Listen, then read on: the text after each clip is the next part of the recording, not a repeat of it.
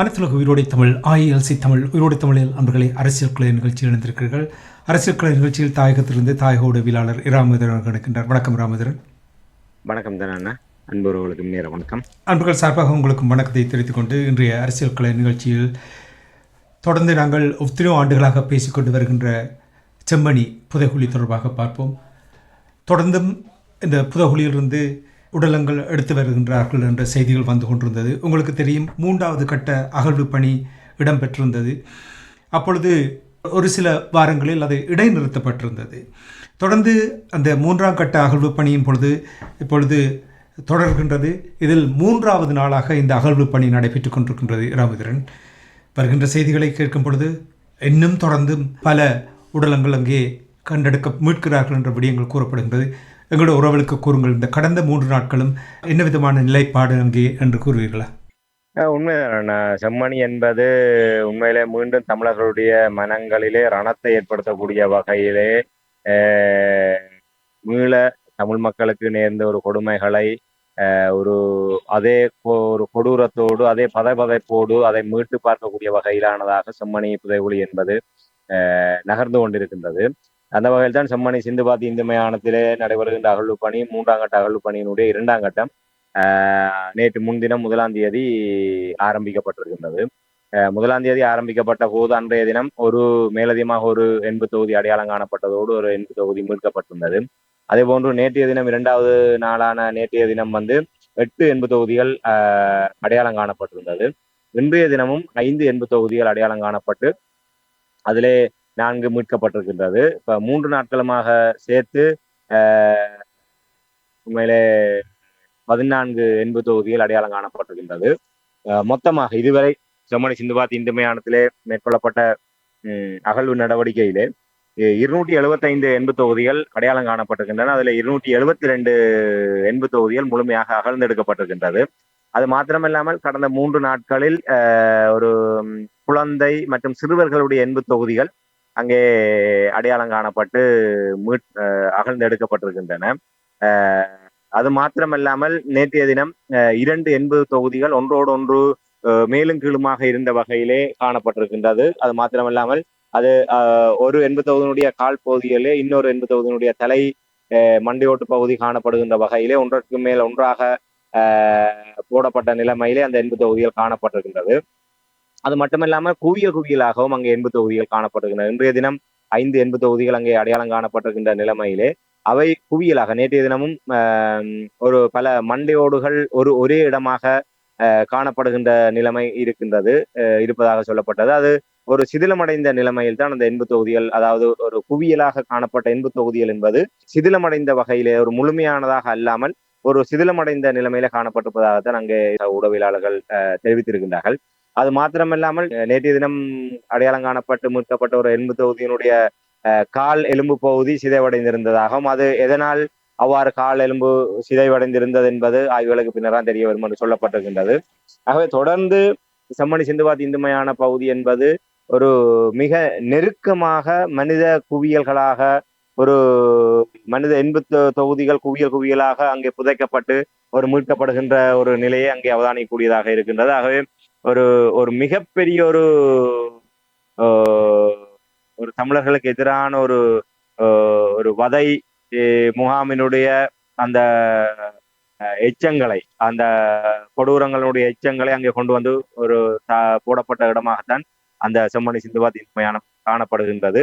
இந்த ஏற்கனவே நாங்கள் குறிப்பிட்டதை போன்று அது செம்மணி சிந்துபாத்தி இந்து மயானத்திலே அகழ்வு நடவடிக்கைகள் முன்னெடுக்கப்பட்ட நாளிலிருந்து தற்போது வரை தினசரி ஒரு மிக ஒரு கனதியான ஒரு நிலையை வெளிப்படுத்தக்கூடிய வகையிலாக ஒரு கொத்தாக எண்பு தொகுதிகள் மீட்கப்படுகின்ற நிலைமைகளை நாங்கள் பார்க்கணும். அவ்வளவு அடர்த்தியாகவும் மிக நெருக்கமாகவும், அதிலும் உண்மையிலே குழந்தைகள், பெண்கள், சிறுவர்கள், ஆண்கள் என வயது வேறுபாடு இல்லாமல் ஒரு குடும்பமாக கொத்தாக அங்கே கொன்று புதைக்கப்பட்டதனுடைய ஒரு சாட்சியமாகத்தான் இந்த செம்மணி சிந்துபாத்தி இந்து மயானம் இப்போது எங்களுக்கு அந்த வரலாற்றை மீண்டும் உயிர்ப்பித்துக் கொண்டிருக்கின்றது.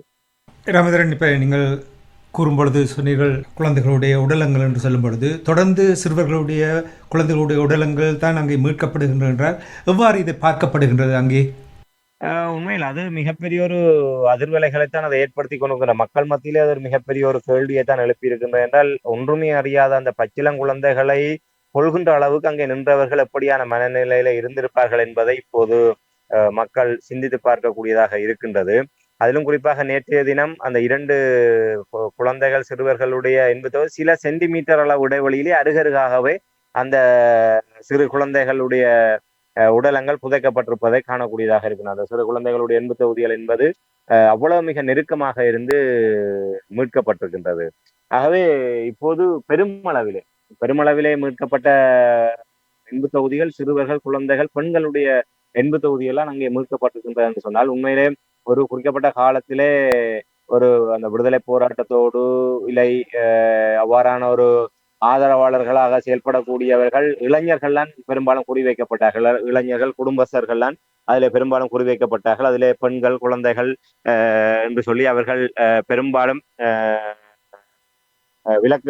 விலக்களிக்கப்பட்டு அந்த நெருக்கடிகளில் இருந்து தப்பித்து வந்த ஒரு நிலைமை காணப்பட்டது. ஆனால் இந்த செம்மணி சிந்துபாத்தி இந்து மயானத்திலே வருகின்ற அந்த காட்சிகளை பார்க்கின்ற போது உண்மையிலே ஒரு மனிதாபிமானமற்ற முறையிலே எவ்வாறு ஒரு மிக கொடூரமான ஒரு நிலை அந்த செம்மணி பகுதியிலே நிலவி இருக்கின்றது என்பதை காணக்கூடியதாக இருக்கின்றது. அங்கே சென்ற எவருமே உயிரோடு திரும்பவில்லை. ஒரு சின்ன குஞ்சு குருமானை கூட அவர்கள் ஒரு மனிதாபிமானத்தோடு அவர்கள் தப்பி போகட்டும் என்று அவர்கள் கருதாது எந்தவித தடயமும் சாட்சியமும் இல்லாமல் முற்றுமுழுதாகவே அங்கே ஒரு மிகப்பெரிய ஒரு ஒரு இனப்படுகொலை ஒன்றை அவர்கள் இனக்கருவறுப்பை அங்கே செய்திருக்கின்றார்கள் என்பதனுடைய சாட்சியமாகத்தான் இது பார்க்கப்படுகின்றன. என்றால் உண்மையிலே ஒரு ஒரு பச்சிளம் குழந்தைகளை பார்க்கின்ற போது ஒரு ஒரு ஒரு ஒரு எப்படிப்பட்ட ஒரு கொடூரமான மனநிலையில இருப்பவர்களுக்கு கூட அந்த குழந்தைகளை பார்க்கின்ற போது அந்த குழந்தைகளுடைய முகத்தை, அந்த குழந்தைகளுடைய அந்த சிரிப்பை, அவர்களுடைய அந்த அபிநயங்களை பார்க்கின்ற போது நிச்சயமாக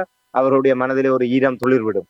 அப்படிப்பட்ட ஒரு குழந்தைகளை கூட இவ்வாறு ஈவிரக்கம் இல்லாமல் கொன்று அந்த புதைகுழிக்கு இரையாக்குகின்ற ஒரு நிலைமை என்பது அந்த இலங்கை இராணுவத்தினர், அந்த செம்மணி பகுதியிலே கடமையிலே இருந்த இராணுவத்தினர், இல்லை அந்த வடக்கு கிழக்கிலே குறிப்பாக யாழ்குடானத்திலே தமிழர்களை ஆதிக்கம் செலுத்திய அந்த இராணுவத்தினர் எப்படிப்பட்ட ஒரு மனநிலையிலே செயல்பட்டார்கள். இவர்களுக்கு கீழ்தான் தமிழ் மக்கள் அந்த காலப்பகுதிகளிலே இவ்வாறான ஒரு வாழ்க்கையை வாழ்ந்திருக்கின்றார்கள் என்பதை இப்போது மீளவும் அதை புதுப்பிக்கக்கூடிய வகையிலும் அதை ஒரு ஒரு நடுக்கத்தோடு உண்மையில் அந்த விடயங்களை ஒரு பேசுகின்ற போதோ இல்லை மீட்டு பார்க்கின்ற போதோ ஒரு உடலிலே நடுக்கம் ஏற்படக்கூடிய வகையிலான ஒரு நிலையைத்தான் அதை ஏற்படுத்தி இருக்கணும். உண்மையிலே அந்த பத்திரிகைகள் அந்த செய்திகள் வருகின்ற போது சாதாரணமாக எங்களுடைய குடும்பங்களிலே அந்த விடயம் தொடர்பாக உரையாடுகின்ற போது இந்த விடயங்களை எல்லாம் அவதானிக்கக்கூடியதாக இருக்கின்றது. உண்மையில கேட்கணும், இந்த பச்சை குழந்தைகள் என்ன பாதகம் செய்தார்கள், அவர்களை எல்லாம் ஒரு கை குழந்தைகளை சிறுவர்களை எல்லாம் இவ்வாறு ஈவிரக்கம் இல்லாத வகையிலே கொன்று புதைக்கின்ற அளவுக்கு அவர்கள் என்ன செய்தார்கள்? அப்படிப்பட்ட மிருகங்களா இங்கே இருந்தார்கள். அவர்களை கூட விட்டு வைக்காது ஒரு வேட்டையாடுகின்ற அளவுக்கு ஒரு மிருகங்களா இந்த மண்ணில இருந்தார்கள் என்கின்ற அளவுக்கு மிக ஒரு வேதனையோடும் ஒரு ஆதங்கத்தோடும் அந்த விடயங்களை அவர்கள் வெளிப்படுத்தக்கூடியதாக இருக்கு. ஆகவே அந்த மக்களுடைய மனங்களிலே மீண்டும் அந்த தமிழ் மக்கள் கடந்த இராணுவ ஆட்சி காலத்திலே இந்த இராணுவத்தினுடைய பிடிக்குள்ளாக யாழ்ப்பாணத்திலே எப்படிப்பட்ட ஒரு நிலையில இருந்தார்கள் என்பதை ஒரு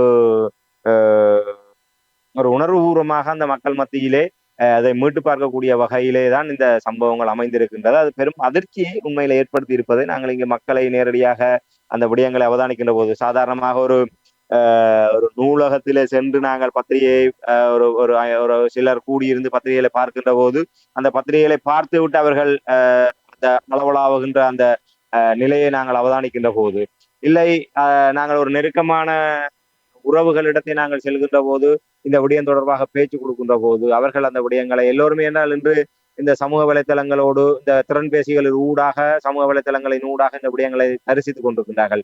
ஒரு தொலைக்காட்சியில செய்தியை பார்க்க வேண்டும், இல்லை நூலகத்துக்கு சென்று பத்திரிகையை பார்க்க வேண்டும் என்கின்ற நிலையை கடந்து இன்று விரல் நுனியிலே சகல விடயங்களையுமே பார்க்கக்கூடிய அளவுக்கு இந்த தொழில்நுட்பம் வளர்ந்திருக்கின்றது. இன்று அந்த தொழில்நுட்ப வளர்ச்சி என்பதை கடந்து இந்த ஒவ்வொரு வீடுகளிலும் ஒரு பொழுதுபோக்கு அம்சமாக இந்த திறன்பேசிகள் மாறி இருக்கின்றது. ஆகவே தவிர்க்க முடியாமல் ஒவ்வொரு இல்லத்தரசிகளுடைய கைகளிலும் அந்த செய்திகள் அடுத்த நொடி பொழுதே போய் சொந்து சேரக்கூடியதாக இருக்குது. ஆகவே அவர்களுக்கு நாங்கள் தெரியாதென்று நாங்கள் எடுத்துக் கூற வேண்டிய அவசியம் இல்லை. அதை நாங்கள் அது தொடர்பாக உரையாட ஆரம்பிக்கின்ற போதே அவர்கள் அந்த விடயங்களை முழுமையாக தெரிந்தவர்களாக அவதானித்தவர்களாக அந்த விடயங்களை கூறுவதை நாங்கள் பார்க்கக்கூடியதாக இருக்கின்றன. ஆகவே இந்த விடயங்கள் எல்லாம் உண்மையில் அந்த செம்மணி சிந்துபாத் இந்துமையான அகழ்வு என்பது அந்த காலப்பகுதிகளிலே தமிழர்கள் எவ்வாறான ஒரு நெருக்கடிக்குள் இருந்தார்கள் என்பதை மீண்டும் ஒரு தடவை உலகத்துக்கு உறக்க சொல்கின்ற வகையிலும் எமது மக்களுக்கு நாங்கள் எப்படிப்பட்ட நிலைமையில இருந்தோம், எப்படிப்பட்ட நிலையில எங்களுடைய உறவுகள் இவ்வாறான ஒரு நிலைக்கு தள்ளப்பட்டார்கள் என்பதை மீண்டும் ஒரு தடவை என்று ஏற்கனவே உங்களுக்கு தெரியும், இடைப்பட்ட காலத்திலே நல்லாட்சி அரசாங்கம் ஒன்று வந்தது. இப்போது அனுர அரசாங்கம் மாற்றம் என்ற பெயர்களை சகல விடயங்களையும் மூடி மறைத்து சகலதையும் வெள்ளையெடுப்பு செய்வதற்காக இவர்கள் காத்துக் கொண்டிருக்கின்றார்கள். இந்த தருணத்திலே இந்த விடயங்களை இந்த மாயை அனைத்தையுமே களைந்து தமிழர்கள் எப்படிப்பட்ட ஒரு நிலையிலே தமிழர்கள் எதிர்கொண்டார்கள் என்கின்ற விடயத்தையும் தமிழர்களுக்கான நீதி எவ்வாறு மறக்கப்பட்டு கொண்டிருக்கின்றது, இதற்கெல்லாம் நீதி கிடைக்குமா என்கின்ற விடயங்களை ஒரு நெட்டிப்பொட்டில் அறையக்கூடிய வகையில் தான் இந்த விடயங்கள். அதிலும் குறிப்பாக இந்த சிறுவர்கள் குழந்தைகளுடைய எண்பு தொகுதிகள் மீட்கப்படுகின்ற செய்திகள் என்பது மக்கள் மத்தியிலே ஒரு உணர்வலைகளையும் ஒரு பொதுநிலையும் ஏற்படுத்தி கொண்டிருப்பதை நாங்கள் அவதானிக்கூடியதாக இருக்கு. கடந்த தடவை அதாவது 2வது கட்ட அகழ்வு பணியின் பொழுது சான்று பொருட்கள் நிறைய அங்கே கண்டுபிடிக்கப்பட்ட விடயங்கள் கூறினீர்கள். அப்பொழுதெல்லாம் நீங்கள் உங்களுடைய மனம் வேதனையோடு கூறினீர்கள். பால் பூச்சி என்று கூறினீர்கள். பாவப்பிள்ளைகள் பாடசாலைக்கு செல்கின்ற அந்த புத்தகங்கள், அந்த பேக், இவை எல்லாமே கண்டுபிடிக்கப்பட்ட என்று நீங்கள் கூறினீர்கள். இப்பொழுது இந்த 3வது கட்ட அகழ்வு பணியின் பொழுது ஏதாவது சான்று பொருட்கள் அங்கே கண்டெடுக்கப்பட்டனவா? நிச்சயமாக தொடர்ந்து சான்று பொருட்கள் அடையாளப்படுத்தப்படும். நான் நினைக்கின்றேன் மொத்தமாக இதுவரை 101 102 சான்று பொருட்கள் அடையாளப்படுத்தப்பட்டதாக நம்புகின்றேன். குறிப்பாக இந்த முதலாம் நாள் 2ஆம் நாள் அகழ்வு பணியின் போது 2 எண்பு தொகுதிகளிலே கழுத்திலே ஒரு செப்பு நாணயம் போன்ற ஒன்று, நான் நினைக்கிறேன் ஒரு செப்பு இந்த டாலர் போன்று அவர்கள் களத்திலே அணிந்திருக்கக்கூடும். ஆகவே அந்த எலும்பினுடைய கழுத்து பகுதியோடு அந்த செப்பு நாணய குட்டி போன்ற ஒன்று இருந்ததை அங்கே மீட்டிருக்கின்றார்கள். மீட்டு சான்று பொருளாக கொண்டு வந்திருக்கின்றார்கள். அதே போன்று நேற்றைய தினமும் ஒரு தாயத்து, இந்த செப்பிலான தாயத்து அந்த ஒரு எலும்பு தொகுதியினுடைய கழுத்து பகுதியோடு இணைந்த வகையில இருந்து அது மீட்கப்பட்டிருக்கின்றது. ஆகவே உண்மையிலே உங்களுக்கு தெரியும், சைவ மரபிலே இவ்வாறான விடயங்களை அறிந்து கொள்வது என்பது, அவர்கள் தாயத்துக்கள் இல்லை அவர்கள் இஷ்ட தெய்வங்களை அவர்கள் உருவங்களை செப்பு உள்ளிட்ட வெள்ளி உள்ளிட்ட லோகங்களிலே அதை பெற்று காலத்திலே இல்லை கையிலே இல்லை இடுப்பிலே அவர்கள் அதை கட்டி கொள்கின்ற ஒரு வழக்கம் இருக்கின்றது. ஆகவே இந்த விடயங்கள், இந்த சான்று பொருட்கள் அடுத்த ஆய்வுக்கு உட்படுத்தப்பட்டு அதனூடாக இது நிச்சயமாக இந்த விடயங்களை இந்த அதுக்கு தொடர்புடைய அந்த எண்பு தொகுதி யாருடையது என்பது ஒருவேளை கண்டறியக்கூடிய வகையிலானதாக இருக்கும் என்று நம்பப்படுகின்றது. ஆனால் அவையெல்லாம் விரைவுபடுத்தப்படுமா என்பது ஒரு கேள்வி. ஏற்கனவே உங்களுக்கு தெரியும், அந்த யூனிசெஃப் பேக், அந்த சிறு ஒரு பொம்மையோடு ஒரு சிறு குழந்தையினுடைய ஒரு சிறுமியினுடைய உடலத்தோடு அந்த பொம்மை காணப்பட்ட விடயம் எல்லாம் நிச்சயமாக அது தொடர்பான பூரண விசாரணைகள் துரிதப்படுத்தப்பட்டிருந்தால் அவையெல்லாம் என்றால் அவையெல்லாம் இன்னும் இலகுபடுத்தக்கூடியது, அந்த அடையாளப்படுத்தலை இலகுபடுத்தக்கூடியது என்றால் நிச்சயமாக அந்த பகுதியிலே அந்த யூனிசெஃப் புத்தக பையோடு சென்று காணாமல் போனவர்களுடைய எண்ணிக்கை என்பது ஒரு விரல் விட்டு எண்ணக்கூடிய ஒன்றாகத்தான் இருக்கும். ஆகவே காணாமல் போனவர்கள் தொடர்பான தரவுகள் முழுமையாக இருக்குமாக இருந்தால், இல்லையா அந்த பிரதேசத்திலே ஒரு பரிச்சயமான அந்த காணாமல் போனவர்கள் தொடர்பான பரிச்சயம் உள்ளவர்களிடம் இந்த விசாரணைகள் விரிவுபடுத்தப்படுமாக இருந்தால் நிச்சயமாக அவர்களினால் அந்த விடயங்களை இலகுவாக மீட்டு பார்க்க முடியும். என்றால் அவ்வாறான நிலையில இப்ப இதுவரை 275 அடையாளம் காணப்பட்டிருக்கிறது. அதுல ஒரே ஒரு பிள்ளையினுடைய உடலத்துடன் அந்த யூனிசெஃப் புத்தகப்பை காணப்பட்டிருக்கின்றதுன்னு சொன்னால் நிச்சயமாக அந்த பகுதியிலே அவ்வாறு ஒரு பாடசாலைக்கோ இல்லை தனியார் கல்வி நிலையத்துக்கோ படிக்க சென்று மீள திரும்பி வராத அந்த குழந்தையினுடைய விவரம் நிச்சயமாக அடையாளப்படுத்தப்படக்கூடிய ஒன்றாகத்தான் இருக்கும். ஆகவே அவ்வாறு இந்த விசாரணைகள், இந்த அகழ்வு நடவடிக்கைக்கு பின்னர் இந்த சான்று பொருட்களை அகழ்வு செய்வதற்கு பிற்பாடு அது தொடர்பான ஆய்வுகளை மேற்கொள்வது என்பது அது வேறு நடவடிக்கை. ஆனால் அந்த கிடைத்த சான்று பொருட்களை வைத்துக் கொண்டு விசாரணைகளை நடத்துவதனூடாக அந்த பகுதிகளை மையமாக வைத்தோ இல்லை யாழ்குடா நாட்டிலே இல்லை அந்த அண்மித்த பகுதிகளிலே காணாமலாக போனவர்களுடைய அந்த தரவுகள், அதோடு சம்பந்தப்பட்டவர்களுடைய நேரடியான விசாரணைகள், வாக்குமூலங்கள், இப்படியான விடயங்களுக்கான முயற்சிகள் எடுக்கின்ற போது நிச்சயமாக அந்த அவ்வாறான விடயத்தை நாங்கள் நெருங்குகின்ற போது நிச்சயமாக ஏதோ ஒன்றுக்கான ஒரு மூலத்தை நாங்கள் கண்டறிவோமாக இருந்தால் இது எந்த காலப்பகுதிக்குரியது, இது எப்படியான சூழலில் நடந்திருக்கின்றது என்பதை மேலும் இலகுபடுத்தி அதை நாங்கள் ஒரு நெருங்கக்கூடிய ஒரு வாய்ப்பு இருக்குன்னா ஆனால் அதற்கான இந்த நடவடிக்கைகளும் எடுக்கப்பட்டதாக தெரியல. வெறுமனே அகழ்வு நடவடிக்கைகள் முன்னெடுக்கப்பட்டு கொண்டிருக்கின்றது. அந்த அகழ்வு நடவடிக்கைகள் முன்னெடுக்கப்படுகின்ற 80 தொகுதிகள் சான்று பொருட்கள் நீதிமன்றத்தினுடைய கட்டுக்காவலிலே பாதுகாக்கப்பட்டு கொண்டிருக்கின்றது. அது மேற்கொண்டு காவல் பரிசோதனையா இல்லை மற்ற மரபணு பரிசோதனையா அதற்கெல்லாம் என்னவாறான நடவடிக்கைகள் முன்னெடுக்கப்பட போகின்றது, அது எவ்வளவு விரைவுபடுத்த போகின்றது, ஆகவே மீட்கப்படுகின்ற 80 தொகுதிகள் சான்று பொருட்களுடைய காலங்கள் இல்லை அவை தொடர்பான பிற தகவல்கள் எல்லாம் ஆய்வுகளிலே எப்போது வெளிவரும் என்பதெல்லாம் நிச்சயமாக நாங்கள் காத்திருக்க வேண்டிய ஒன்று. ஆனால் அதை கடந்து நான் குறிப்பிட்டதை போன்று இதற்கான அழுத்தங்களை கொடுக்க வேண்டிய ஒரு தேவை இருக்கின்றது. இது தொடர்பான ஒரு விசாரணைகளை முன்னெடுப்பதற்கான பொறிமுறை ஒன்றை உருவாக்கி அதன் அடிப்படையிலே மேற்கொண்டு நடவடிக்கைகளை முன்னகர்த்துவதற்கு தமிழ் தரப்பிலே போதிய அழுத்தங்கள் இதுவரை கொடுக்கப்படவில்லை. அது தொடர்பாகவும் தமிழ் தரப்பு கரிசனை செலுத்த வேண்டும். வெறுமனே இந்த அகழ்வு நடவடிக்கையிலே நாங்கள் பார்வையாளராக இருப்போமாக இருந்தால் கடந்த காலத்தை போன்று தமிழ் தரப்பு ஏமாற்றப்படுவதற்கான வாய்ப்புகள் இருக்கின்றது. ஆகவே தமிழ் தரப்பு இந்த இடத்திலே மிக ஒரு விழிப்பாக இருக்க வேண்டும். குறிப்பாக இந்த வலிந்து காணாமலாக்கப்பட்டவருடைய தரப்பினரை உள்ளடக்கியதாக இந்த விசாரணைகள், இந்த சாட்சியங்கள் என்கின்ற அடிப்படையில் இந்த விடயங்களை முன்னகர்த்துவதற்குரிய நடவடிக்கைகளை எடுக்க வேண்டும். என்றால் இந்த அரசாங்கம் இதை விரும்பாது. ஏற்கனவே உங்களுக்கு தெரியும், கடந்த ஆண்டு இறுதி கால பகுதிகளில் செம்மணி அகழ்வு கைவிடப்பட்டதும் கிட்டத்தட்ட 6-7 மாதங்களுக்கு பின்னர் மீண்டும் அது ஆரம்பிக்கப்பட்டது. அதனுடைய அழுத்தங்கள் அந்த செம்மணியினுடைய வெம்மையை இந்த அன்னூர் அரசாங்கம் தாங்க முடியாமல் தான் அது ஒட்டுமொத்தமாக தொடர்ச்சியாக அந்த அகழ்வு நடவடிக்கை முன்னெடுக்கப்படுகின்ற போது அதனால் ஏற்படுகின்ற உணர்வலைகள், கொதிப்பு, அந்த கொதிநிலைகள் என்பது அரசாங்கத்துக்கு எதிராகவும் அவர்களுடைய அந்த ஒரு நல்லாட்சி நல்லிணக்கம் என்கின்ற அந்த கோஷத்தை அது தவிடுபடியாக தகர்த்தெறியக்கூடிய வகையிலானதாக இருந்ததன் காரணமாக ஒரு தற்காலிக இடைவெளி அவர்களுக்கு தேவைப்பட்ட ஒரு ஆசுவாசம் தேவைப்பட்ட அதற்காகத்தான் அவர்கள் அந்த சீரற்ற காலநிலையை காரணமாக கூறிக்கொண்டு அடுத்த கட்ட அகழ்வுக்கான நிதி விடுவிப்பு உள்ளிட்ட பல்வேறு காரணங்களை செயற்கையாக உருவாக்கி ஒரு நீண்ட இழுவறைக்கு பின்னர் இப்போ தொடங்கி இருக்கிறார். இது கூட எப்போது திருப்ப கைவிடப்படும்,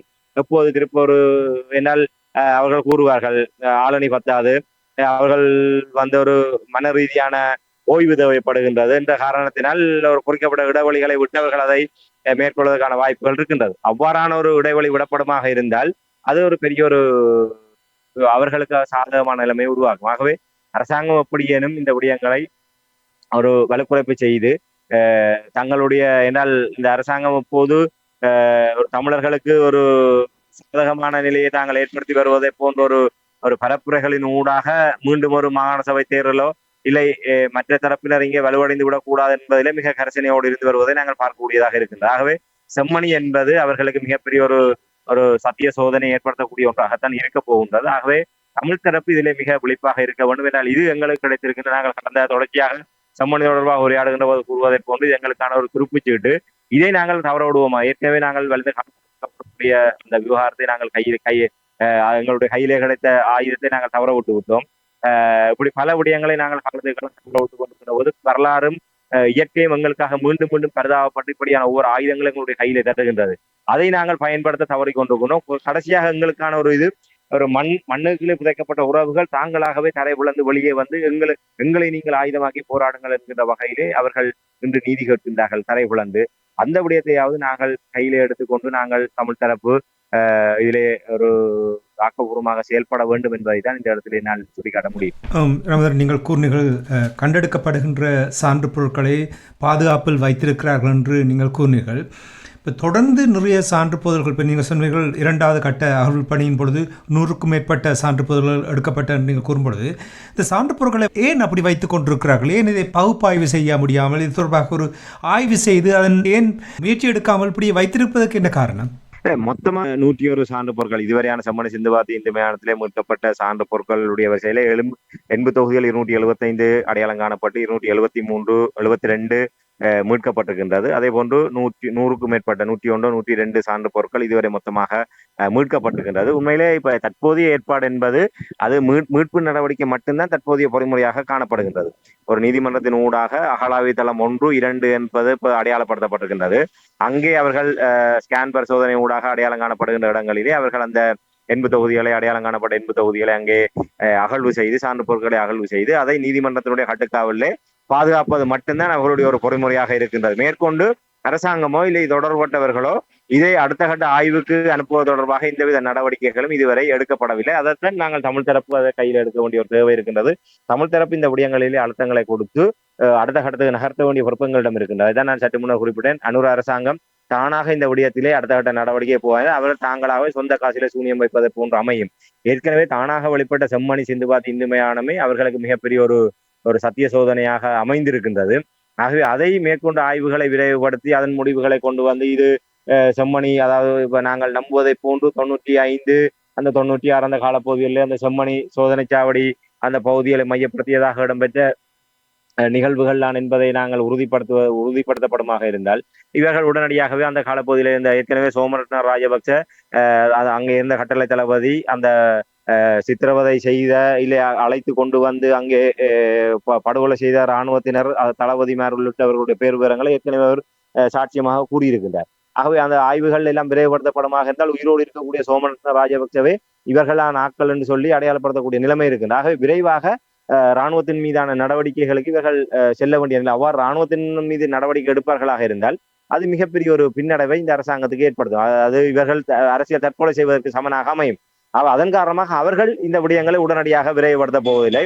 அநேகமாக அகழ்வு நடவடிக்கையெல்லாம் முடிவுக்கு வந்ததுக்கு பிற்பாடுதான் அவர்கள் இது தொடர்பான ஒரு தீர்மானத்தை எடுத்து இதெல்லாம் உங்களுக்கு தெரியும். அகழ்வு நடவடிக்கையாக இருக்கட்டும், மேற்கொண்ட ஆய்வுகளாக இருக்கட்டும், அதற்கான நிதி விடுவிப்பு என்பது அவர்கள் அங்கே உரிய ஒரு வரவு செலவு திட்டம் தாக்கல் செய்யப்பட்டு அது பரிசீலிக்கப்பட்டு அதற்கு நிதி ஒதுக்கப்பட்டுத்தான் அதை அவர்கள் பணிகளை முன்னெடுக்க முடியும். ஆகவே அவர்கள் தானாக இதை ஒருபோதுமே செய்ய மாட்டார்கள். அகழ்வு நடவடிக்கையே இவ்வாறு திட்டமிட்டு இழுத்தடிச்சு செய்யப்படுகின்ற போது ஆய்வு நடவடிக்கைகள் என்பது ஒரு விரைவுபடுத்துவார்களா என்று நாங்கள் எதிர்பார்க்க முடியாது. நிச்சயமாக எங்களுடைய கையில் தான் இருக்குன்னு அதைத்தான் நான் மீண்டும் வலியுறுத்துவேன். தமிழ் தரப்பு இந்த இடத்துல விழிப்பாக இருந்து அந்த விடயங்களை அடுத்து நகர்த்துவார்கள். எல்லோருமே மாகாண சபை தேர்தல் என்று வந்தால் யார் முதலமைச்சர் வேட்பாளர், யார் மாகாண சபையில இருந்து இந்த கட்சி கூட்டணி, எந்தெந்த கூட்டணியில எந்தெந்த கட்சி இருக்கின்றது என்பது தொடர்பாகத்தான் எல்லோருமே யோசித்துக் கொண்டிருக்கின்றார்களே தவிர செம்மணி சிந்துபாத் இந்து மயானமோ அது தொடர்பான விடயங்களோ யாருமே கவனத்தில் எடுப்பதாக இல்லை. அவை மாகாண சபை கனவுகளை கைவிட்டு விட்டு இந்த செம்மணி சிந்துபாத் இந்து மயானத்திலே நடைபெறுகின்ற விடயங்களை எவ்வாறு நாங்கள் எங்களுக்கானதாக மாற்றி அதை விரைவுபடுத்தி அந்த நடவடிக்கைகளை முன்னெடுப்பது என்பது தொடர்பாக தமிழ் தரப்பு தீவிரமாக சிந்திப்பதனூடாக தான் இந்த கேள்விகளுக்கான பதிலை நாங்கள் விரைவுபடுத்த முடியும். இன்னும் சிலர் கூறுவதை நான் கேட்டிருக்கேன். அதாவது நவீன கருவிகளை பயன்படுத்தாதனுடைய நோக்கம் என்னவென்றால் இழுத்தடித்து இதை நீத்து போக வைத்து விடலாம், மெதுவாக அந்த பலவீனப்படுத்தி விடலாம் என்ற ஒரு நோக்கத்தோடு தான் இது செயல்படுத்தப்படுகின்றது என்று கூறுவதை நான் கேட்டிருக்கிறேன். இது ஒரு நியாயமான கருத்தாக நீங்கள் பார்க்கிறீர்களா, அல்லது இது வேணுமென்றே எங்களுடைய தரப்பினர் கருத்துக்களை கூறுகிறார்களா? இல்ல, ஏற்கனவே அந்த கோரிக்கை விடுக்கப்பட்ட அந்த கோரிக்கை நிராகரிக்கப்பட்டது. இப்போது இருக்கின்ற அடிப்படையிலே அந்த அடையாளம் காணப்பட்ட செம்மணி சிந்துபாத் இந்து மயானம் அதை ஒரு அண்மித்த பகுதிகள் இப்போது அந்த ஸ்கேன் ஆய்வுக்கு உட்படுத்தப்பட்டு அகழ்வு முன்னெடுக்கப்படுகின்றது. மேலதிகமாக அந்த பகுதி விரிவாக்கப்படுமா, இல்லை சோமரத்ன ராஜபக்ச ஊறிய போதை போன்று மணியந்தோட்டம் உள்ளிட்ட கொய்யா தோட்டம் உள்ளிட்ட பகுதிகளிலும் அந்த செம்மணியினுடைய தொடர்ச்சி இருப்பதாக அவர் கூறுவதை போன்று, இல்லை ஏற்கனவே அடையாளம் காணப்பட்ட பல இடங்கள் இதில் இன்னும் விடுபட்டிருக்கின்றதாகவே இந்த செம்மணி சிந்துபாத் இந்து மயானத்தை அடிப்படையாக கொண்டு அதுக்கு அப்பாற்பட்ட அயல் பகுதியாக காணப்படுகின்ற இடங்களையும் ஆய்வுக்குள்ளாக்குகின்ற போது நிச்சயமாக அந்த புதைகுழி என்பது மேலும் விரிவடைய வாய்ப்புகள் இருக்கின்றது. அவை நீங்கள் குறிப்பிடுவதை போன்று அந்த நவீன ஆய்வு கருவிகள் இதிலே பயன்படுத்தப்படுமாக இருந்தால் அதனுடைய தீவிரத்தன்மை, இந்த செம்மணி மனித புதைகுழியினுடைய அந்த தீவிர நிலையை அது உடனடியாகவே பட்டவர்த்தமாக வெளிப்படுத்தி விடும் என்ற காரணத்தினால்தான் அவர்கள் ஏற்கனவே அந்த பாதுகாப்பு அமைச்சு அதற்கான அனுமதிகளை வழங்காமல் இருந்தது. இப்போது ஏற்கனவே அவர்கள் வரையறுக்கப்பட்ட அந்த ஆய்வு நடவடிக்கைகளை முன்னெடுத்து வருகின்றார்கள். அதை நாங்கள் மறுப்பதற்கு இல்லை. அரசாங்கம் அதான் கூறுவதை போன்று அவர்கள் சொந்த காசிலே சூனியம் வைப்பதற்கு அவர்கள் தயாராக இல்லை. ஆகவே ஏதோ வெளிவந்து விட்டது, அதை தடுத்தால் அது அரசியல் ரீதியான நெருக்கடிகளுக்கு முகம் கொடுக்க வேண்டி வரும் என்ற காரணத்தினால் ஒப்புகை ஜப்பானியா ஏதோ ஒரு விதத்திலே அது போகின்ற போக்கிலே போகட்டும் என்ற அளவில் தான் அரசாங்கம் இந்த விடயங்களை அனுமதித்துக் கொண்டிருக்கின்றது என்பதை தான் நாங்கள் இந்த இடத்துல கூறக்கூடியதாக இருக்கின்றோம். இரமேந்திரன், எவ்வளவு காலம் இந்த அகழ்வு பணி தொடரும் என்று நீங்கள் எதிர்பார்க்கிறீர்கள் என்றால், பாருங்கள், எத்தனையோ தடவைகள் ஏதோ ஒரு காரணம் காட்டி அதை இழுத்தடித்து கொண்டே இருக்கிறார்கள். எத்தனையோ ஆண்டுகளாகியும் விட்டது. எவ்வளவு காலம் இந்த அகழ்வு பணி தொடரும் என்று எதிர்பார்க்கிறீர்கள்? இல்ல, இப்போது இந்த 3ஆம் கட்ட அகழ்வு பணி குறிப்பிட்ட நாட்கள் ஒதுக்கப்பட்டு அதுக்கான நிதி ஒதுக்கப்பட்டிருக்கின்றது. அதுக்கான நாட்கள் முடிவடைந்ததுக்கு பிற்பாடு இது தற்காலிகமாக இடைநிறுத்தப்படும். அதற்கு பின்னர் நீதிமன்றம் மீண்டும் ஒரு முயற்சி எடுத்து அது தொடர்வதற்கான ஒரு ஏற்பாடுகளை நீதிமன்றத்தினால் அந்த அகழ்வாய் தளத்திலே அது தொடர வேண்டியதற்கான வரவு செலவு அந்த அறிக்கையை அவர்கள் தாக்கல் செய்து அது உரிய அமைச்சிடமிருந்து அதற்கான அனுமதி பெறப்பட்டதுக்கு பிற்பாடு அது தொடரும். அது இடைப்பட்ட காலத்தில் இப்போது ஜூன் மாதமாகிவிட்டது. இது தொடர்ந்து இன்னும் நான் நினைக்கின்றேன் இன்னும் ஒரு ஒரு 2 வாரங்கள் 3 வாரங்கள் தொடர்ச்சியாக முன்னெடுக்கப்படுவதற்கான வாய்ப்புகள் இருக்கின்றது. அதற்கு பின்னர் அந்த ஆய்வு நடவடிக்கையில் இடம்பெறுகின்ற குழுவினருடைய ஓய்வுக்காக அது தற்காலிகமாக இடைநிறுத்தப்படக்கூடிய ஒரு வாய்ப்பு இருக்கின்றது. அது இடைநிறுத்தப்பட்டதுக்கு பிற்பாடு திருப்ப மீள எத்தனை நாள் இடைவெளிக்கு பின்னர் ஆரம்பிக்கப்படுமா அந்த சொல்லப்பட்ட நாட்களிலே மீண்டும் ஏதாவது ஒரு ஒரு சீரற்ற காலநிலை காரணமாக ஒரு மழை சூழல் வருமாக இருந்தால் நிச்சயமாக மீண்டும் ஒரு மழை நிலைமை என்பதும் அது மாறி காலத்துக்கு முன்னர் ஒரு மழை நிலைமை வருவதற்கான வாய்ப்புகள் இருக்கின்றது. ஆகவே ஒரு ஒரு குறிக்கப்பட்ட காலம் அவர்கள் எப்படியேனும் ஒரு ஒரு இடைவெளிகளை ஏற்படுத்தி ஒரு தொடர்ச்சியாக இது அகழ்வு நடவடிக்கை இடம்பெறாது இருப்பதைத்தான் இவர்கள் பார்த்து கொள்வார்கள். இப்போதைக்கு இந்த 3ஆம் கட்டத்தினுடைய 2ஆம் கட்ட அகழ்வு பணி மேலும் ஒரு 2 வாரமோ இல்லை 3 வாரங்கள் தொடர்ந்து இடம்பெறும் என்பதைத்தான் இப்போது எதிர்பார்க்கக்கூடியதாக இருக்கின்றது. அதற்கு பின்னர் நடைபெறுகிற நிகழ்வுகளை வைத்துதான் நாங்கள் அதை அவதானிக்க முடியும். நீங்கள் அடிக்கடி கூறியிருந்தீர்கள் அனுரகுமார திசாநாயக்கவுடைய அரசாங்கம் செம்மணிக்கு நீதி கிடைக்கும் என்று கூறியிருக்கிறார்கள். எவ்வளவு நம்பிக்கை இருக்கின்றது இந்த அரசாங்கம் கொடுத்த வாக்குறுதியை நிறைவேற்றும் என்று எவ்வளவு நம்பிக்கை இருக்கிறது? அல்லது இன்னும் 3 ஆண்டுகள் தானே இருக்கின்றது, ஓரளவுக்கு இழுத்து அடித்து கொண்டு போய்விட்டால் தப்பிவிடலாம் என்று அவ்வாறான ஒரு வகையில் தலைவர்கள் செயல்படுகிறார்கள் என்று கூட சிலர் கூறுவதை நான் கேட்டிருக்கின்றேன். நீங்கள் அவர் எப்படி பார்க்கிறீர்கள்? நிச்சயமா அது மாற்று கருத்துக்கு இடமில்லை. இவர்களுடைய காலத்தில் அதுக்கான நீதி கிடைக்காது. இவர்கள் மட்டுமல்ல, எவர் வந்தாலும் இந்த விடயத்திலே நீதி கிடைக்க போவதில்லை. என்றால் சோமனர ராஜபக்ச சர்வதேச விசாரணைக்கு தன்னை உட்படுத்தினால் இது தொடர்பான முழுமையான சாட்சியங்களை வழங்க தான் தயாராக இருக்கின்றேன் கூறியதுக்கு பிற்பாடு ஜனாதிபதிக்கு 1க்கு மேற்பட்ட தடவை அவர் கடிதம் எழுதி கடிதம் மூலம் அவர் வலியுறுத்தியதற்கு பிற்பாடு கூட இன்று அவருடைய கோரிக்கையை ஏற்றுக்கொள்ளவில்லை. ஏனால் அது வலுவான ஒரு சாட்சியம். இது ஒரு சிங்களவர், ஒரு இராணுவத்திலே இருந்தவர், வெளியொருவர் சொல்வதை விட இராணுவத்தில இருந்து நேரடியாக அந்த புதைகுழியிலே இந்த இடத்திலே நான் இத்தனை பேரை புதைத்தேன், இந்த இடத்துல இத்தனை பேரை புதைத்தேன், இந்த நபர் தான் என்னிடம் கொண்டு வந்து தந்தார்கள், நான் கண்ணாலே பார்த்தேன், இந்த இடத்துல அவர்கள் விசாரணை அழைத்து சென்றார்கள், சில மணி நேரங்களுக்கு பின்னாக உயிரற்ற சடலமாக குற்றுயிராக கொண்டு வந்து தந்தார்கள், இதை இவ்வளத்தையுமே புதை என்று சொல்லி என்னிடம் பணித்தார்கள் என்று அவர் கண்கண்ட சாட்சி. ஆகவே அதை விட அவர் ஒரு சிங்கள பௌத்தர், இராணுவத்தில் இலங்கை இராணுவத்திலே இராணுவமாக இருந்தவர். ஆகவே அவருடைய சாட்சியம் என்பது எவ்வளவு வலுவானது என்பது அவர்களுக்கு தெரியும்.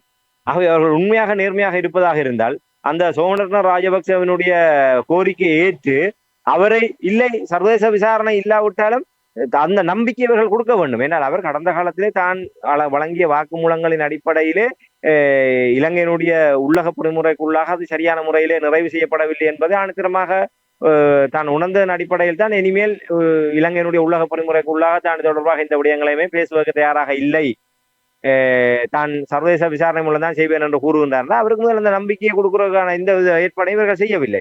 இல்லை சர்வதேச விசாரணைக்கான வாய்ப்பை கூட ஏற்படுத்தவில்லை. செம்மணி வாரத்திலே நீதியை வழங்க வேண்டுமாக இருந்தால் முதலிலே சோமரத்ன ராஜபக்சவை இதிலே அந்த அந்த நிலையையும் தற்போதைய நிலையையும் ஒன்றாக இணைத்து இந்த விடயத்தை முன்னகர்த்த வேண்டும். அவ்வாறு முன்னகர்த்துகின்ற போதுதான் இதற்கான ஒரு அடுத்த கட்டத்தை நாங்கள் கொண்டு செல்ல முடியும். ஆகவே என்னை பொறுத்தவரையிலே அனுரகுமார திசாநாயக்க அரசாங்கம் இப்போது நான் நினைக்கிறேன் 156 பாராளுமன்ற உறுப்பினர்களோடு தனிப்பெரும் கட்சியாக அவர்கள் இந்த இலங்கை தீவிலே ஒரு ஆட்சி அதிகாரத்தை கைவசம் வைத்திருந்தாலும் இதுவரை காலம் இல்லாத அளவுக்கு ஒரு பலகீனமான ஜனாதிபதியாகவும் பலகீனமான ஒரு அரசாகவும் தான் நான் பார்க்கிறேன். ஏன்னால் இதுவரை எந்த ஒரு ஜனாதிபதியுமே பாதுகாப்பு தரப்பை முழுமையாக தங்களுடைய கட்டுப்பாட்டுக்குள் வைத்துக் கொண்டு சகல விடயங்களை முன்னெடுக்கக்கூடிய வகையிலான ஒரு நிலையிலே தான் இருந்தார்கள். ஜனாதிபதி பாதுகாப்பு அமைச்சர் என்ற வகையிலே முப்படைகளையும் தங்களுடைய முழுமையான கட்டுப்பாட்டுக்குள் வைத்திருந்தார்கள். அவர்கள் சொல்வதைத்தான் அவர்கள் செய்கின்ற வகையிலே தான் இருந்தது. ஆனால் அனுரகுமார திசாநாயக்க அரசாங்கம் வந்ததற்கு பிற்பாடு பாதுகாப்பு தரப்பினர் முழுமையாக இவர்களோடு ஒத்துழைக்காத தன்மையும் இவர்களை மீறி இவர்களுக்கு எதிராக செயல்படக்கூடிய தன்மைகளும் தையிட்டி விகாரை உள்ளிட்ட பல விவகாரங்களை நாங்கள் பார்த்து வருகின்றோம். ஆகவே இராணுவத்தை இவர்களால் கட்டுப்படுத்த முடியாத ஒரு நிலைமையில் அந்த இராணுவம் இவர்களுக்கு எதிராக ஒரு நிலைமை காணப்படுகின்ற நிலைமையில் இவர்கள் அப்படி இராணுவத்துக்கு எதிரான ஒரு விடயத்திலே இவர்கள் நீதியாக நேர்மையாக செயல்படக்கூடிய புறநிலை இல்லை. ஆகவே அனுரகுமார திசாநாயக்க அரசாங்கம் நீங்கள் குறிப்பிட்டதை போன்று இந்த 5 ஆண்டுகளை எப்படியாவது இழுத்தடித்து ஏதாவது ஒரு சாக்குப்போக்கு சொல்லி ஏதாவது எதிர்ப்புகளை செய்து அதன் மூலமாக அவர்கள் காலங்களை இழுத்தடித்து விட்டு மீண்டும் ஒரு 5 ஆண்டுக்கு மேலே இடங்களை போன்று இப்போ தமிழ்நாட்டிலே ஒரு 5 ஆண்டு தேர்தல் முடிகின்ற வரை காத்திருப்பார்கள். ஒரு 4 ஆண்டு வருகின்ற போதுதான் புதிய திட்டங்களை தொடங்குவார்கள். அடுத்த ஒரு 5 ஆண்டுக்கான திட்டம் என்று தொடங்குவார்கள். அதை தொடங்குவதனூடாக நீங்க மீண்டும் ஒரு தடவை எங்களுக்கு ஆட்சியை தந்தால் தான் நாங்கள் இந்த விடயங்களை எல்லாம் செய்ய முடியும் என்பதாக மக்கள் மீது ஒரு நெருக்கடியை உருவாக்குவார்கள். அதே போன்று இவர்களும் எல்லாம் காலத்தை இழுத்தடித்து விட்டு அதற்கு பின்னர் இந்த நல்லாட்சி அரசாங்கம் என்ன நடந்த 4.5 ஆண்டுகள் வாழாது இருந்து விட்டு 4.5 ஆண்டுகள் இறுதி ஆட்சி கவுழ்கின்ற நேரத்தில் தான் புதிய அரசியலமைப்பு என்கிற விடயத்தை கையில் எடுத்தார்கள். இறுதியாக ஒரு அரசியல் நெருக்கடி வந்து ஆட்சி கவிழ்க்கப்பட்டது. அதே போன்று அனுரகுமார திசாநாயக்க அரசாங்கமும் கண்கட்டவின் சூரிய நமஸ்காரத்தை போன்று இவர்களும் ஆட்சியினுடைய இறுதி கால போய்தான் ஏதாவது ஒரு கண்துடைப்பு நடவடிக்கைகள் செய்து மீண்டும் தமிழ் மக்களுடைய மனங்களை ஒரு நம்பிக்கை ஏற்படுத்தி அதன் மூலமாக அடுத்த 5 ஆண்டுக்கும் இவர்களை ஏமாற்றி வாக்குகளை பெறலாம் என்ற ஒரு முயற்சிகளை எடுப்பார்களே தவிர அதை கடந்து ஒரு ஆக்கப்பூர்வமாக ஒரு தமிழ் மக்களுக்கு இந்த விவகாரங்களிலே செம்மணி விவகாரம் மட்டுமல்ல எந்த ஒரு விவகாரத்திலுமே ஒரு நீதியான ஒரு தீர்வை வழங்குவதற்கோ ஒரு நியாயத்தை வழங்குவதற்கோ இந்த அரசாங்கம் ஒருபோதும் முன்வரப்போவதில்லை என்பதுதான் உண்மை. நீங்கள் இப்பொழுது ஏமாற்றி வாக்கு பெறுவார்கள் என்று சொல்லும் பொழுது மக்கள் எவ்வாறு பார்க்கிறார்கள் எங்களுடைய உறவுகளுக்கு கூறுங்கள். அதாவது உங்களுக்கு தெரியும், அனுராவுக்கு வாக்கு போட்டவர்கள் இருக்கிறார்கள், சந்தர்ப்பத்தை கொடுத்து பார்ப்போம் என்றவர்கள் இருக்கிறார்கள். இனி இவர்கள் இப்பொழுது திருந்த போகிறார்கள் என்று கூட எங்களில் சிலர் கூறியதை நான் கேட்டிருக்கின்றேன். மக்கள் இந்த செம்மணி புதைக்குழி தொடர்பாக இழுத்தடிப்பு இந்த விடயங்கள் சான்றுப்பொருள்கள் இவ்வளவு இருந்தும் கூட இந்த ஒரு ஆக்கப்பூர்வமான நடவடிக்கை எடுக்கவில்லை என்றதே என்ன மக்கள் எப்படி பார்க்கிறார்கள்? இல்ல, மக்களுடைய சகல விடயங்களும் அதிருப்தி இருக்கின்றது. ஆனால் மக்கள் என்ன நிலை என்று சொன்னால், மக்கள் என்ற போருக்கு பின்னர் 17 ஆண்டுகள் அந்த போர் ஏற்படுத்திய தாக்கங்கள் இன்று ஒரு வாழ்வியல் பிரச்சனையாக மாறி ஒரு பொருளாதார நெருக்கடியாக மாறி இருக்கின்றது. அன்றாடம் ஒரு 3 வேளை உணவுகளை கடந்து ஒரு நாள் பொழுதை கடப்பது என்பதே மக்களுக்கு இன்று ஒரு பெரிய ஒரு சவாலான நிலையாக மாறி இருக்கின்றது. ஆக இவ்வாறான ஒரு நிலைமையிலே மக்கள் தொடர்ச்சியாக ஒரு விடயங்களை பற்றி அதுக்கு தான் தமிழ் தேசிய அரசியல் என்பது ஒரு தேவையான ஒன்றாக இருக்கின்றது. தமிழ் தேசிய அரசியல் ஒரு மிகவும் இந்த விடயங்களை மக்கள் மத்தியிலே ஒரு அரசியல் மயப்படுத்தப்பட்டு அவர்களை அந்த விடயத்திலே தொடர்ச்சியாக அந்த தொடர்நிலையை பேணக்கூடிய வகையிலான முன்னெடுப்புகள் செய்யப்பட வேண்டும். ஆனால் நாம் சற்று முன்னர் குறிப்பிட்டதை போன்ற எங்களுடைய தமிழ் கட்சிகள் மாகாண சபையை எதிர்நோக்கி மாகாண சபை தேர்தல் நடக்குமா இல்லையா, நடந்தால் யார் யார் கூட்டணி, யார் யார் முதலமைச்சர் வேட்பாளர் என்ற போட்டியில் தான் அவர்கள் இருக்கின்றார்கள். இந்த விடயங்களை எல்லாம் அவர்கள் பேசுகின்ற நிலைமையில இல்லை. ஆகவே மக்கள் நிச்சயமாக இந்த விடயங்களை எல்லாம் மனதிலே வைத்திருப்பார்கள். ஆனால் மக்கள் இந்த விடயங்களை எல்லாம் மறந்து போவார்கள். ஏனால் மக்களுக்கு அந்த வாழ்வியல் நெருக்கடி என்பது மிக முக்கியமாக இருக்கின்றது. ஆனால் இவர்கள் எதையுமே செய்ய மாட்டார்கள் என்பது மக்களுக்கு ஆணித்தரமாக தெரிந்த ஒன்று. ஆனால் இவர்கள் காலத்துக்கு காலம் ஏதோ ஒரு திசை திருப்பல்களை செய்துவிட்டு மக்களை ஏமாற்றி வாக்குகளை கவர்வதற்கு இவர்கள் முயற்சி எடுப்பார்கள். அதை நாங்கள் நிச்சயமாக ஆணித்தரமாக கூற முடியும். இப்போது நாங்கள் சிறந்த ஒரு உதாரணத்தை கூற முடியும். இந்த தேசிய மக்கள் சக்தி அரசாங்கம் ஒரு நாடகத்தனமாக எல்லா விடயங்களையும் செய்து வருகின்றது. நேற்றைய தினம் நாங்கள் உரையாடி கொண்டிருக்கின்ற இந்த நேரத்தில் நேற்றைய தினம் அனலதீவு பகுதிக்கு அங்கே ஏற்கனவே அந்த பேருந்து சேவை என்பது ஒரு சீரில்லாத நிலைமையில காணப்பட்டது. ஒரு பழைய பேருந்து தினசரி ஒரு பழுதடைந்து மக்கள் மிக ஒரு துன்பகரமான நிலைமையில இருந்தார்கள். நீண்ட நாள் கோரிக்கை. ஆகவே இப்போது தேசிய மக்கள் சக்தியினுடைய பாராளுமன்ற உறுப்பினர்கள் ஒரு நடவடிக்கை எடுத்து நேற்றைய தினம் சமூக வலைத்தளங்களிலே ஒரு காட்சியை பதிவிட்டிருந்தார்கள். அந்த கடற்படையினுடைய ஒரு கப்பலிலே அந்த ஒரு புதிய பேருந்தை ஏற்றி அனுப்பிவிட்டு அதை படம் பிடித்து சமூக வலைத்தளங்களை காட்டியிருந்தார்கள். இந்த அனலதீவுக்கான விமோசனம் கிடைக்க போகின்றது. இதுவரை காலமான ஏமாற்றமான நிலை மாறி புதிய ஒரு தொடக்கம் பெறப்போகின்றது. புதிய பேருந்தை அனுப்பி வைத்திருக்கிறோம் என்றாக கூறினார்கள். இன்று அந்த பேருந்து பாதி வழியிலே செயலிழந்து போய் நின்று அவர்களுடைய அந்த நாடகத்தை அது வெட்ட வெளிச்சமாகி இருக்கின்றது. விடயத்தை அந்த பழுதடைந்து நின்றதுக்கு பிற்பாடு அந்த விடயம் வெளிவந்திருக்கின்றது. ஏற்கனவே மஹிந்த ராஜபக்ச காலத்திலே வழங்கப்பட்ட அந்த மஞ்சள் வர்ணம் பூசப்பட்ட பேருந்தை சிகப்பு வர்ணமாக புதிய வர்ணத்தை கொடுத்து உள்ளுக்கும் அந்த இருக்கைகள் உள்ளிட்ட விடயங்களை புதிய விடயங்களாக மாற்றி ஒரு சின்ன சின்ன வேலைகளை செய்துவிட்டு ஒரு புதிய பேருந்து போன்று உதாரணத்துக்கு சொல்ல வேண்டுமானால் ஒரு கிளவியை குமரியாக்கியதை போன்று அந்த ஏற்கனவே அந்த துன்பத்தை அந்த மக்களுக்கு வழங்கிய அதே அந்த துன்பகரமான அந்த பேருந்தை CV சிங்காருக்கு கொண்டு போய் இறக்கி விட்டார்கள். அது முதல் நாளே ஓட மரத்தை நடுவழியிலே நின்று விட்டது. இப்போது கூறுகின்றார்கள் அது முதல் நாளே செயலிழந்து போய்விட்டது. ஆனால் பழையது என்கின்ற விடயத்தை அவர்கள் இன்று வரை ஏற்க மறுக்கின்றார்கள். ஆனால் அந்த டிப்போ தரப்பினர் ஊடாக அது பழைய பேருந்து தான் சில வேலைகள் செய்வித்து அவர்கள் கொண்டு வந்து நிறுத்தி இருக்கின்றார்கள் என்றபடியே இப்போது வெட்ட வெளிச்சத்துக்கு வந்திருக்கின்றார். இதே போன்று அன்ரோமரது ஜனநாயக அரசாங்கம் இல்லை அவர்களுடைய இங்கே திடீர் தோழர்களாக வடக்கு மாகாணத்திலே வலம் பெறுபவர்கள் செய்கின்ற இந்த முயற்சிகள் எல்லாம் உடனுக்குடன் பல்லெழுத்து கொண்டிருப்பதை நாங்கள் அவதானிக்கூடியதாக இருக்கிறோம். ஆனால் என்ன பிரச்சனை என்று சொன்னால் இந்த விடயங்களை எல்லாம் மக்கள் மத்தியிலே ஆழமாக கொண்டு சென்று இதை நாங்கள் தொடர்ச்சியாக இந்த அரசுக்கான எதிர்ப்பாக ஒரு எதிர்நிலையாக நாங்கள் பேணுவதற்கு தமிழ் தேசிய அரசியல் வலுவானதாக இல்லை. ஏனால் மக்களுடைய இயல்பு மறப்பது. எல்லா விடயங்களையும் தொடர்ச்சியாக நினைவைத்திருக்க இன்று இந்த விடயம் நாளை இதை விட வேறொரு விடயம் வந்து விட்டால் அதற்கு பின்னால் அவர்கள் சென்று விடுவார்கள். அதே போன்று எங்களுக்கு சில கோமாளிகள் இருக்கின்றார்கள். நாங்கள் கடந்த தேர்தலிலே வாக்களித்து தெரிவு செய்தவர்கள் அவர்களும் இடையிலே சுடுவன் புடுவன் என்று சொல்லி ஏதாவது ஒன்றை சொல்லிவிட்டால் தக்கண்டு அதுக்கு பின்னாலேயே நாங்கள் திசை திருப்பப்பட்டு விடுவோம். ஆகவே மக்கள் இந்த விடயங்களிலே தெளிவாக இருக்கின்றார்கள். ஆனால் நாங்கள் அந்த விடயங்களை தெளிவாக முன்னெடுத்து கொண்டு செல்வதற்கு மக்களை தொடர்ச்சியாக அந்த ஒரு எதிர்ப்பரசியலின் நிலையிலே நாங்கள் தக்க வைப்பதற்கு தமிழ் தேசிய அரசியல் தவறிக் கொண்டிருக்கின்றோம். ஆகவே மக்கள் மீது நாங்கள் எந்த விதமான அழுத்தங்களையோ குறைகளையோ நாங்கள் கூறிவிட முடியாது. தமிழ் தேசிய அரசியல் தொடர்ந்தும் ஒரு தீவிரமாக ஒரு உயிரோட்டமாக அந்த நிலையை நாங்கள் பேணுவதன் ஊடாகத்தான் இவ்வாறான நிலைமைகளை நாங்கள் தொடர்ந்து செம்மணி மட்டுமல்ல தமிழ் மக்களுக்கான சகல விடயங்களிலுமே எங்களுக்கான நீதியை கிடைப்பதற்கு மக்களுடைய அந்த உணர்வுபூர்வமான பங்களிப்பு என்பது தேவை. அது வலுக்குறைந்து போனதன் காரணமாகத்தான் இப்படியான எங்களுக்கான ஏமாற்றகரமான முடிவுகள் தேர்தல் காலங்களில் கிடைத்து வருகின்றது. ஆகவே இவையெல்லாம் ஏமாற்றங்கள் என்பது அற்றுப்போய் எங்களுக்கான ஒரு சாதகமாக அமைய வேண்டுமாக இருந்தால் அதற்கு நிச்சயமாக தமிழ் தேசியம் மீண்டும் உயிர் பெற வேண்டும். அதை நோக்கி எல்லோரும் சிந்திப்பவர்களாக மாற வேண்டும் என்பதைத்தான் என்னால் இந்த இடத்துல கூற முடியும். சில நாட்களுக்கு முன்னதாக முன்னாள் இராணுவ அதிகாரி ஜெகத் டாயஸ் அவர்களுடைய ஒரு செவ்வி பார்த்தேன். அதில் கூறுவதை கேட்டுக்கொண்டிருக்கும் பொழுது நீங்கள் இப்பொழுது கூறுவதை வைத்து பார்க்கும் பொழுது தெளிவாக தெரிகின்றது. போர் நடந்த பொழுது தங்களுடைய இராணுவ வீரர்கள் எல்லாம் இந்த ஒழுங்குகளையும் சர்வதேச சட்டங்களையும் எவ்வளவு சிறப்பாக கடைப்பிடித்தார்கள் என்றெல்லாம் அதை வர்ணித்து கொண்டிருக்கின்றார். செம்மணிக்கு புதகுலிக்கு முன்னால் கொண்டே விட்டுவிட்டால் என்ன சொல்லுவார் என்று சிந்திக்க தோன்றியது. அந்த நீங்கள் இந்த சொன்ன விடயங்களை பார்க்கும் பொழுது இவர்தான் லெப்டினன்ட் ஜெனரல் ஜெகத் டாயஸ் என்ற முன்னாள் இராணுவ அதிகாரி தெற்கிழங்கையில் ஒரு ஊடகத்துக்கு கொடுத்து செவியும் பொழுது தங்களுடைய இராணுவ அதிகாரிகள் தங்களுடைய பெற்றோர்களுக்கு நன்றி கூறுகின்றோம் என்றால் அவர்கள் பிள்ளைகளை அனுப்பியதால் தான் பயங்கரவாதத்தை அழிக்கக்கூடியதாக இருந்தது என்று கூறினார்கள். என்னவோ எல்லாம் இயற்கை பார்த்து கொண்டிருக்கின்றது. ஏதோ ஒரு சந்தர்ப்பத்தில் அதற்கான பதில் கிடைக்கும் என்று கூறிக்கொண்டு நன்றி ராமேந்திரன். இன்றைய நிகழ்ச்சி இணைந்து செம்மணி புதைக்குழியில் 3வது அகழ்வு பணி மீண்டும் ஆரம்பித்திருக்கின்ற இந்த நிலையில் என்ன விதமான நிலை அங்கே என்ற விடயங்களை உயிரோடை தமிழ் உறவுகளுக்கு எடுத்து வந்தமைக்காக உயிரோடை தமிழ் அன்பர்கள் சார்பாக நன்றி கூறிக்கொண்டு மீண்டும் என்ன ஒரு நிகழ்ச்சி இணைந்திருப்போம். அதுவரைக்கும் நன்றி, வணக்கம். நிச்சயமான நன்றி, வணக்கம்.